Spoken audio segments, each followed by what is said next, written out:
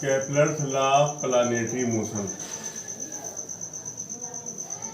Planetary motion से related planet जो motion करते हैं अपने ऑर्बिट में, तो प्लानेटरी मोशन से रिलेटेड केपलर्स ने कुछ लॉ दिए, कुछ नियम दिए, जिसको हम Kepler's law of planetary motion के नाम से जानते हैं।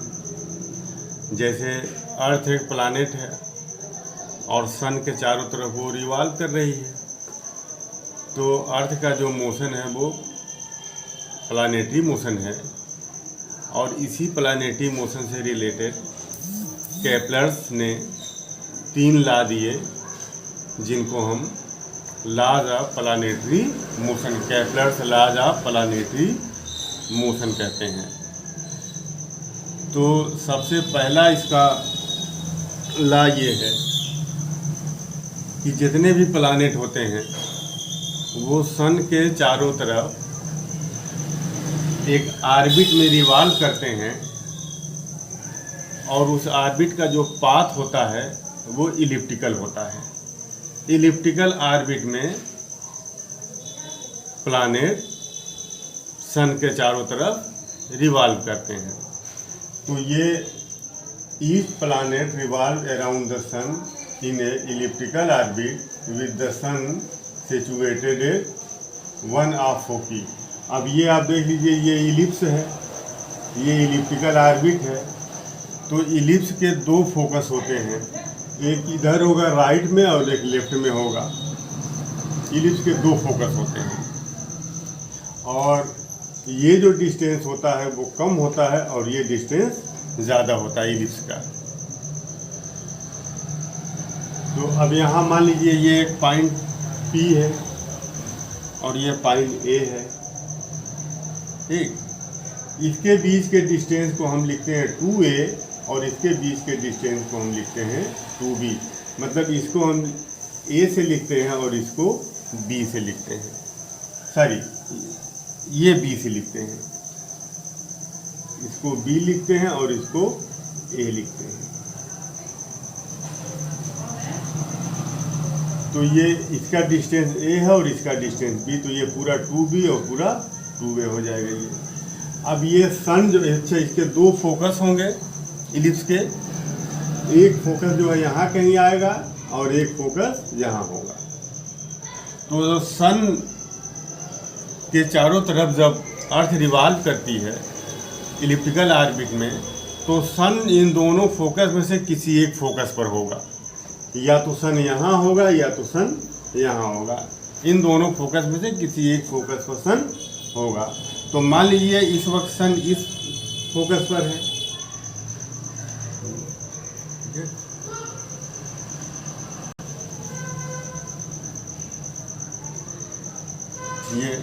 ये मान लीजिए पॉइंट B है और ये पॉइंट C है।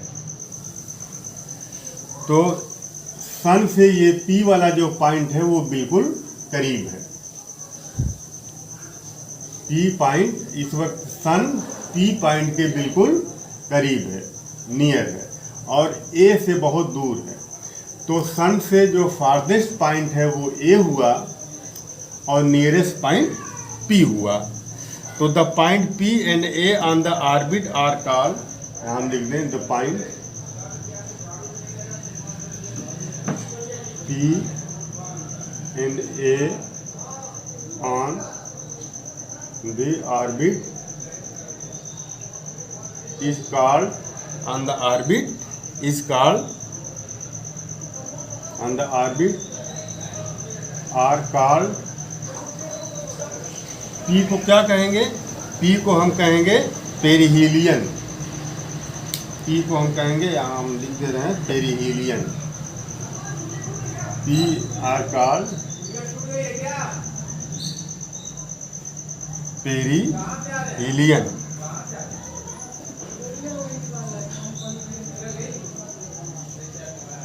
इस पॉइंट को क्या कहेंगे अब उधर? Perihelion. Point P and A on the orbit are called perihelion and इसको क्या कहेंगे, ए को अफेलियन,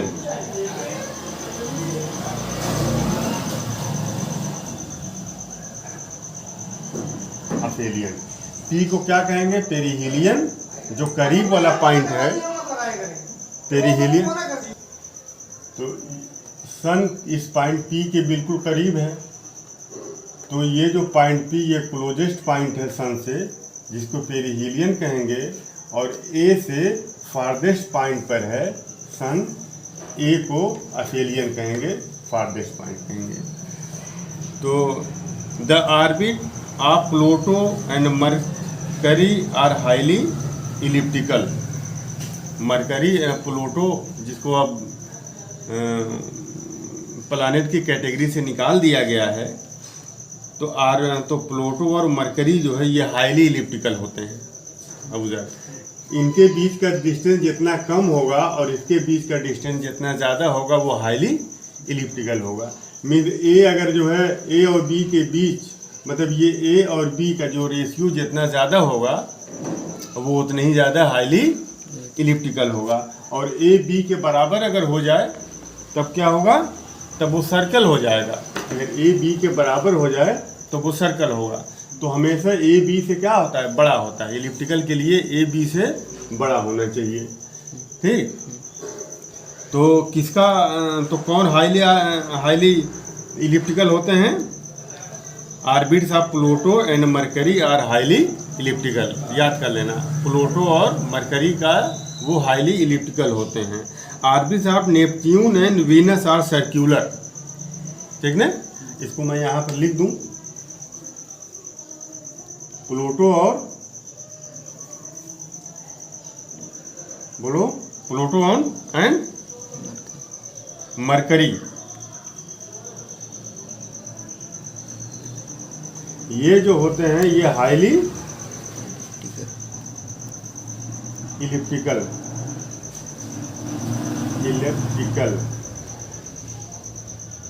ठीक ना, ये हाईली इलिप्टिकल होते हैं, ठीक। तो ये हाईली इलिप्टिकल का मतलब ये है कि ये ऐसे होंगे, ठीक। ये डिस्टेंस, इस डिस्टेंस के बीच जो रेशियो है वो काफ़ी ज़्यादा होगा, ठीक। और कौन से नियर अबाउट सर्कुलर होते हैं, Neptune and Venus. Neptune and Venus ये सर्कुलर होते हैं, ये नियर अबाउट सर्कुलर होते हैं, और ये हाईली इलिप्टिकल होते हैं। तो कौन कौन से हाईली इलिप्टिकल होते हैं, प्लूटो और मरकरी। प्लूटो को प्लानेट की कैटेगरी से बाहर कर दिया गया है, मगर वो रिवॉल्व तो कर रहा है ना, उसका ऑर्बिट तो होगा ही। तो प्लूटो का ऑर्बिट और मरकरी का ऑर्बिट ये हाईली इलिप्टिकल होता है, और नेपच्यून और वीनस का ये नियर अबाउट सर्कुलर होता है। The orbits of other planet, in दो प्लानेट और इन दो प्लानेट को अगर आप जो है छोड़ दें, तो जो दूसरे प्लानेट हैं, the orbits of other planet have slight elliptical और मे बी नियरली सर्क्यूलर, ठीक ना। Orbits of other planet other than Pluto, mercury and Neptune and Venus slightly elliptical and may be near about circular. तो ये Kepler का ये first law रहा, इसकी definition याद कर लेना कि the each planet revolve around the sun in elliptical orbit with the sun situated at one of two foci. Foci क्या है, फोकस का प्लूरल फोकी है। फोकी क्या है, फोकस का प्लूरल है। तो यहाँ क्योंकि दो फोकस हैं, एक यहाँ होगा और एक यहाँ होगा, ये F1 और ये F2। तो सन या तो इस फोकस पर होगा या इस फोकस पर होगा। तो फोकस के प्लूरल को हम क्या कहते हैं, फोकी कहते हैं। का फर्स्ट लॉ हमने बताया कि जितने प्लैनेट्स हैं वो सब इलिप्टिकल ऑर्बिट में रिवॉल्व करते हैं और इलिप्स के दो फोकस होते हैं। सन उन दोनों फोकस में से किसी एक फोकस पर होगा। और आइए अब हम दूसरा लॉ बताने जा रहे हैं, इसका सेकेंड लॉ को लॉ ऑफ एरिया भी कहते हैं। सेकेंड लॉ को लॉ ऑफ एरिया भी कहते हैं। तो every planets revolving around the sun sweeps equal area in equal time of interval. कोई भी प्लैनेट जब सन के चारों तरफ रिवॉल्व करता है तो समान समय में समान क्षेत्रफल तय करता है। जो वो एरिया जो स्वीप करता है वो सेम टाइम में सेम एरिया जो स्वीप करता है। एग्जाम्पल देखिए आप, मान लीजिए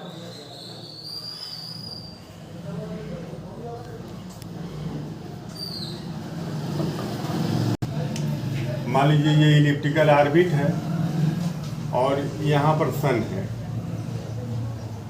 सन इस इलिप्टिकल, ये प्लैनेट इस सन के अराउंड इलिप्टिकल ऑर्बिट में रिवॉल्व कर रहा है।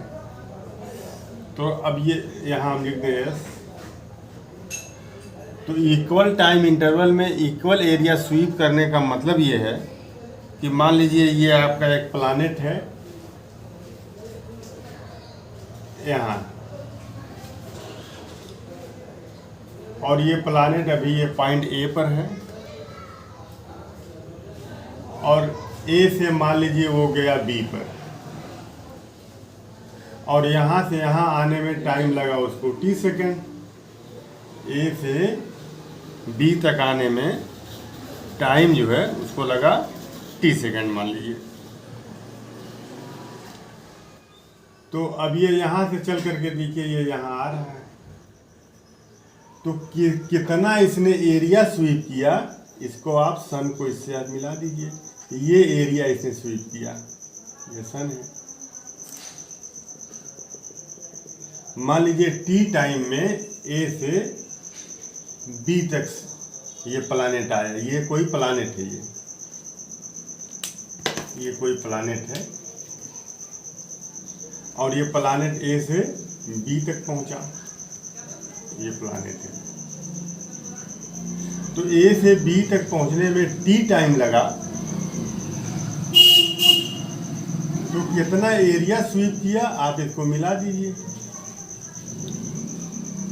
ए वाले पोजीशन को सन से मिला दीजिए, बी वाले पोजीशन को सन से मिला दीजिए, तो एरिया इसने ये टी टाइम में स्वीप किया। अब इसके बाद वो प्लैनेट मान लीजिए रिवॉल्व करता हुआ ऐसे जो रिवॉल्व कर रहा है, ऐसे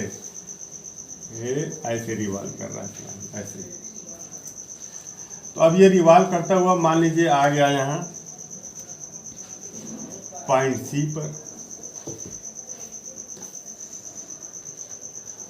और जितने टाइम में पॉइंट बी से ए तक आया, जितने टाइम में पॉइंट बी से ए तक आया उतने ही टाइम में मान लीजिए सी से सी यहाँ है, सी से डी पर लगा आने में।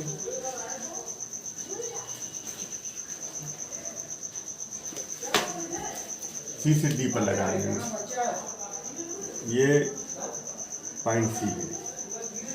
तो जितने टाइम में वो प्लैनेट पॉइंट बी से ए पर आ रहा है उतने ही टाइम में मान लीजिए प्लैनेट सी से डी पर गया। ठीक, तो इसको आप मिला दीजिए ऐसे, और सन से दोनों पोजीशन को आप मिला दीजिए। तो ये एरिया इसने स्वीप किया, इतना एरिया इसने स्वीप किया, ये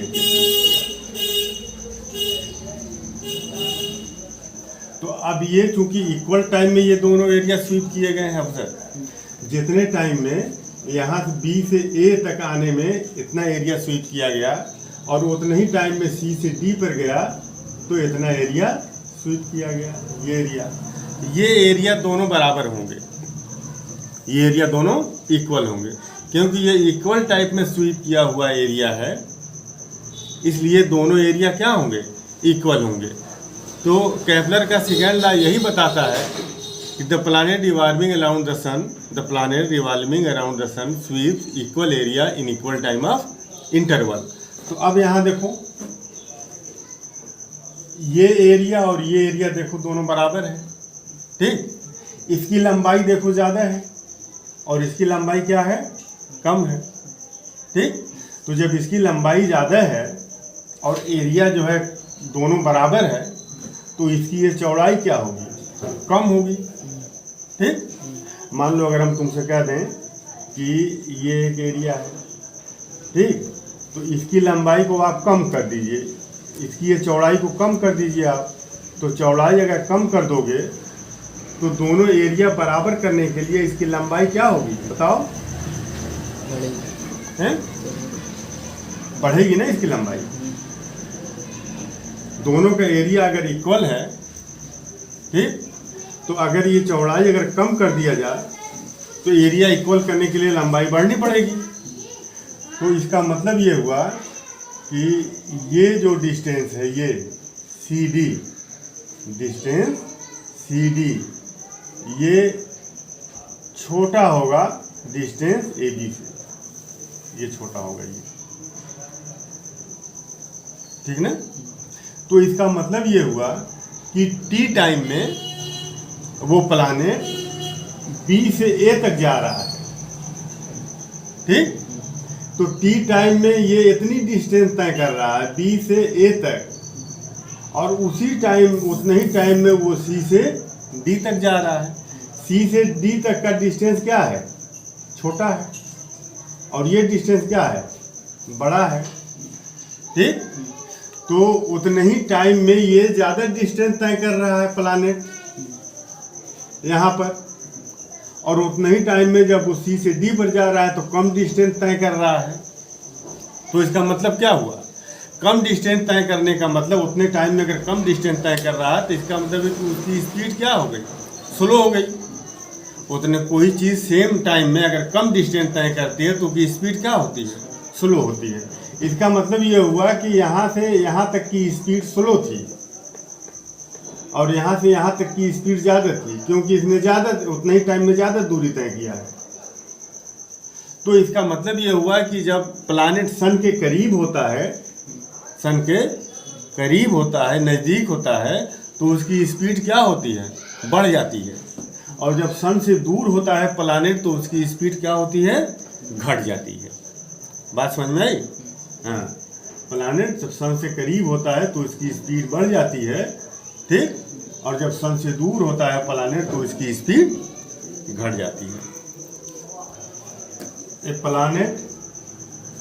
planet moves faster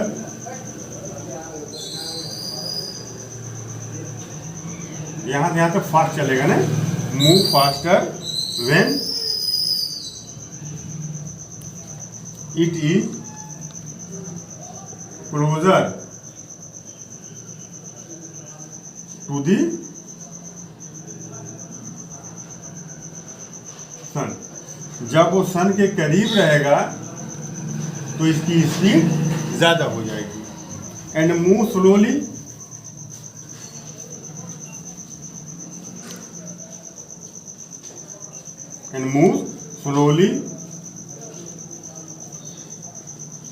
when it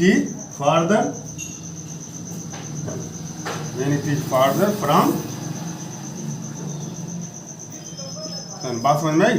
जब ये प्लैनेट सूरज से दूर रहेगा तो इसकी स्पीड कम हो जाएगी, और जब सूरज के करीब रहेगा तो इसकी स्पीड बढ़ जाएगी। ये क्यों होता है? ये इसलिए होता है कि एरिया को इक्वल करने के लिए, ठीक, एरिया को इक्वल करने के लिए ये चीज़ होती है। तो इसका मतलब ये हुआ कि a planet does not move with constant speed around the sun, ठीक। The speed is greater when planet is near the sun and the speed is less when the planet is farther away from sun. A planet could move around the sun with constant speed only if its orbit were a true circle. ठीक। ये planet sun के चारों तरफ constant speed में कब ये घूमेगा, कब घूम सकता है, इसकी स्पीड कांस्टेंट कब होगी, जब ये सर्कुलर ऑर्बिट में रिवॉल्व करे। ठीक, जब ये सर्कुलर ऑर्बिट में रिवॉल्व करे। तो सर्कुलर ऑर्बिट में कौन रिवॉल्व करता है बताओ? नेपच्यून और वीनस। तो नेपच्यून और वीनस जो है ये सर्कुलर ऑर्बिट में रिवॉल्व करते हैं। तो नेपच्यून और वीनस की जो कि ये सर्कुलर ऑर्बिट में रिवॉल्व करते हैं, ठीक ना, इसलिए इसकी स्पीड नियर अबाउट क्या होती है, कांस्टेंट होती है। ठीक। Kepler third law, the cube of mean distance of planet from the sun is directly proportional to the square of time takes to move around the sun. अब देखिए ये सन है, ये सन के चारों तरफ कोई प्लैनेट रिवॉल्व कर रहा है। सन के चारों तरफ कोई प्लैनेट इस तरह से रिवॉल्व कर रहा है। तो अब मान लीजिए प्लैनेट जो है किसी टाइम यहाँ है, पॉइंट ए पर है किसी टाइम, और फिर उसके बाद जो है प्लैनेट मान लीजिए किसी टाइम पहुँच गया पॉइंट बी पर। ये तो ये पॉइंट बी पर है और ये पॉइंट ए पर है। तो अब सन से प्लैनेट का जो मीन डिस्टेंस है वो लेंगे हम। सन से प्लैनेट का मीन डिस्टेंस क्या होगा, ये डिस्टेंस और ये डिस्टेंस, दोनों को डिस्टेंस निकाल करके 2 से डिवाइड कर दीजिए। तो मीन डिस्टेंस जो आपका आ जाएगा,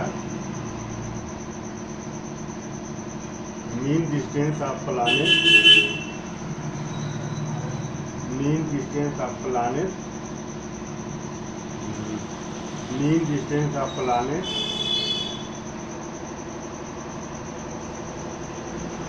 फ्रॉम सन इज कितना हो जाएगा, ये डिस्टेंस पी एस और ये डिस्टेंस एस ए, दोनों को 2 से आप डिवाइड कर लीजिए तो ये मीन डिस्टेंस आ गया।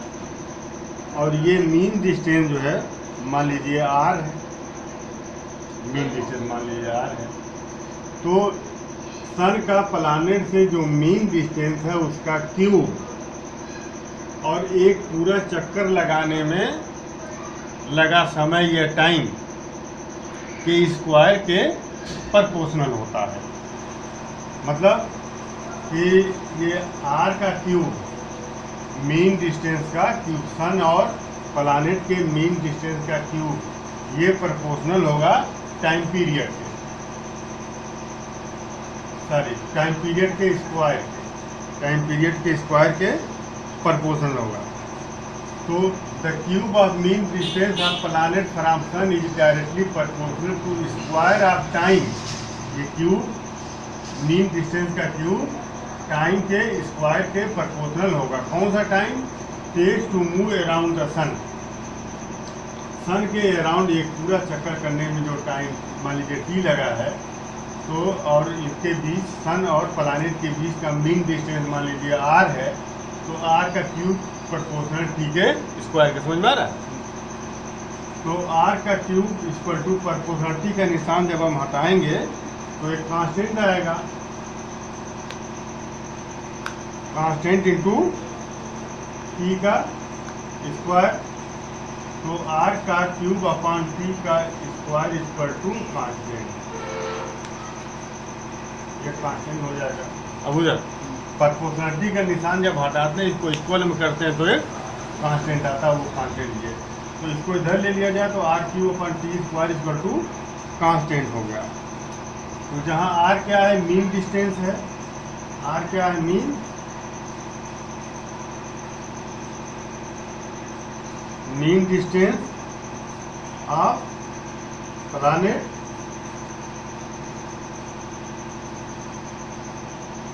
और टी क्या है, टाइम पीरियड है।